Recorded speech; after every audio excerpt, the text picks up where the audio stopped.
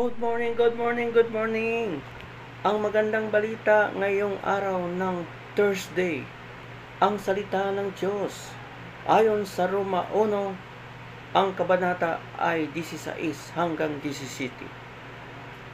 Hindi ko ikinahiya ang mabuting balita tungkol kay Kristo sapagkat ito ang kapangyarihan ng Diyos sa ikaliligtas ng bawat mananampalataya, una sa mga Hudyo at gayon din sa mga Griego.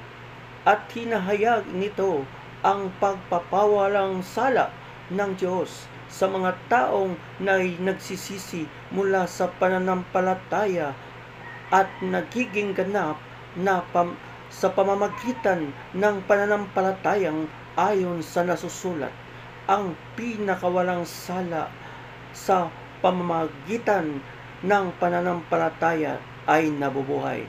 Ito ang salitang Diyos. Glory to God.